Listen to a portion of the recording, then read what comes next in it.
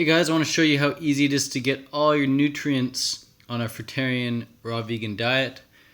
And I'm going to use Chronometer today to show you how easy it is. So check it out. Go chronometer.com. And then here's an average day for me. I'll have some bananas. 22 bananas equates to about 2,400 calories. I like the big bananas. I don't like to screw around with the small little bananas. So 22 bananas, average for me. I usually have about 10 coconuts, but I have the meat as well. But this doesn't allow me to put in the meat, so I'm just going to put 13 coconuts with the water and pretend I'm not eating any meat. So I can easily drink 13 coconuts in a day. I used to do 30 coconuts a day, no problem. So 600 calories from coconut water, 2,500 from bananas, totally average. I'll definitely have at least 400 calories of a watermelon every single day. Minimum, I'm going to run for an hour or bike for an hour or swim for an hour, something pretty intense. I'm going to at least burn 1,000 calories approximately through my exercise. And then usually I'll have an avocado, 300-400 calories worth for sure. And then durian here in Thailand, leaning on the lenient side here and saying only 350 calories from durian, which is very hard to do. It's much easier to eat 600 calories. So we'll just say 300 calories from durian. So here we go, nothing out of the ordinary with all this. And then we scroll down, we see what we got, see what's missing. So right off the bat here, we look at this top menu. And fiber, obviously I'm getting enough fiber. Iron, obviously getting enough iron. Who's all these people saying you can't get enough iron on a raw vegan diet or even a vegan diet? Super easy to get. You don't need to supplement. Unless you are anemic, then talk to your doctor. I would only iron supplement if you're super hardcore athlete and you're feeling low, or your test results come back and say you're deficient. Calcium, definitely getting enough calcium. Vitamin A, getting enough vitamin A. Vitamin C, obviously, all I'm eating is fruit. B12, we'll get to that in a minute. Folate, for sure, it's there. Lots of folate. We'll come back to B12 at the end. So, yeah, 4,200 calories for the day, totally typical for me.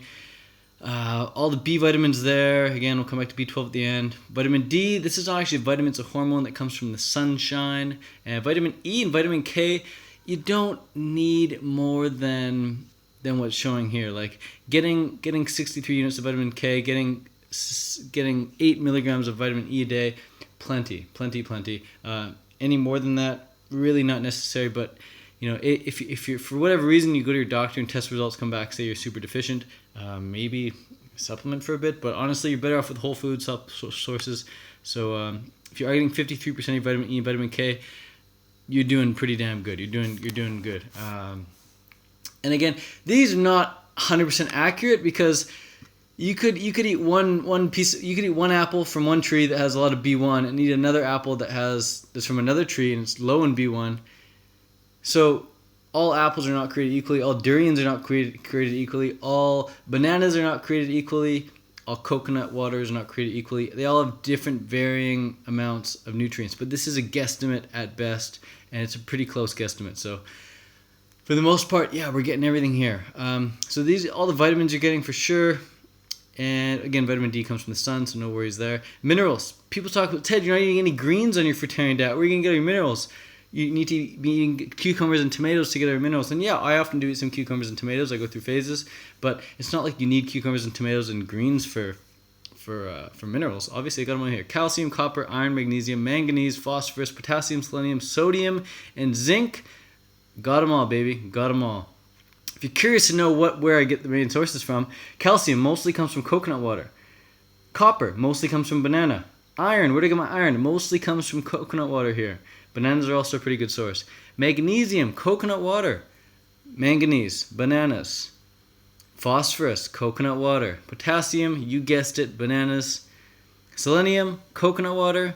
Sodium, coconut water. And zinc, bananas. So it seems that whatever coconuts don't provide, bananas provide. And whatever bananas aren't providing, coconuts are providing. Now, when I say not providing, I mean it's not in the same amount. But coconut water and bananas, man, you're set to go. And they're available 365 days a year here in Thailand, pretty much anywhere in the tropics. So let's get to the protein. People say you can't get enough protein. You can't get enough protein when it comes from animals.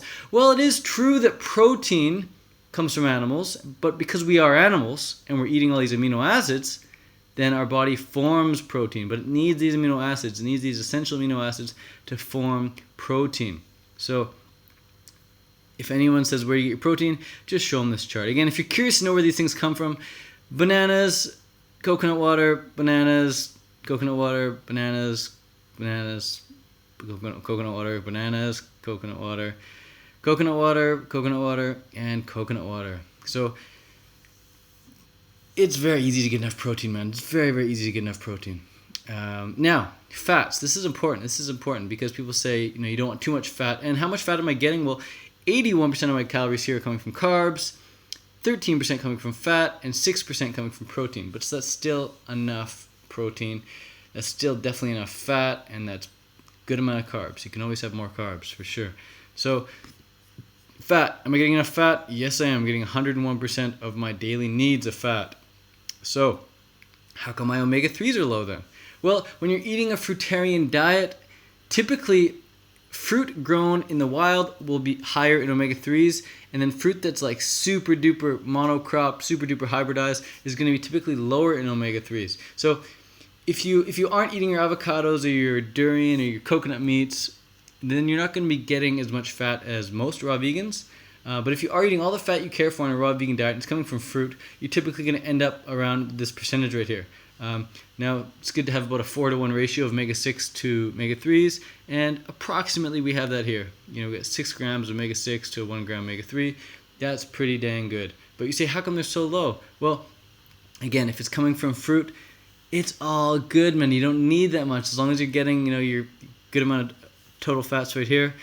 But if you do want 100% of your omega-3s, you do want to bump up this omega-3 ratio, whatever, no problem. Just go like this, add some chia seeds, chia or flax, your call. Let's search for chia.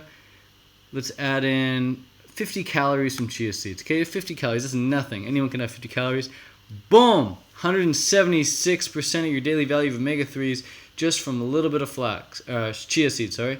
So, there you go. There you have it. If you want your omega-3s boosted up, no problem. I would encourage you to consume ground up chia seeds or flax seeds, up to you. Just be sure to buy them whole and then grind them up with the coffee grinder, because if you buy them already ground up and they're not in the refrigerator, they're going to go bad. And definitely don't buy the oil. You can't get oil that hasn't already gone rancid. So, and by the way, by adding in all these chia seeds as well, your vitamin K gets boosted way, way up. So if you are a fan of the seeds, I would encourage you to have some seeds there. Now you say, how about hemp? Well, let's check hemp. Let's remove the chia seeds, because hemp is a very popular food these days. So hemp seeds, very easy to get hemp seeds. Again, 50 calories from hemp seeds. What's that going to do to us? It doesn't really help our vitamin K situation, and it does help our omega-3 situation and omega-6 situation a bit. But if you want that vitamin K to be topped up as well, you're better off with the chia. You get the vitamin K and the omega-3, bang for your buck. Quickly now, let's compare with flax. This is always good information here. If you want to add flax, not flax oil, but actual flax, again, let's give ourselves 50 calories of flaxseed. What do we get? How's our vitamin K situation? Vitamin K situation unaffected. Omega-3 situation, yes, again, through the roof. So, clearly, you want flax, you want hemp seed, you want chia seeds if you want your omega-3s up, no problem. Now, B12. So the thing about B12 is, oh, my battery is low. Let's be quick here and get the thing about B12 is that B12 is not a vegan-only issue. It's not a raw vegan-only issue. 39%, I repeat, 39%, that's almost 50% of Americans are B12 deficient, and only 1% are vegan. How does that work? How come when you walk into a vet place for your pet, for your pet cat, for your pet dog, they have B12 supplements there? There are a lot of vegan cats and dogs? I don't think so. B12 is not a vegan-only issue. It affects a lot of meat eaters as well. So, you can be eating lots of meat and getting lots of B12 in your food, but if your body's not taking it in, if your body's not producing it, then you're going to be low on B12. So, definitely important. If you are low, or if you're feeling low, or if you want to experiment, take a supplement. No biggie. Most Americans supplement in their cereals or in their multivitamins or whatever. So, if you want to supplement as well, no problem. Let's see what happens when we supplement with... This is 1,000 mcg. Let's see what happens if we just supplement with half of that.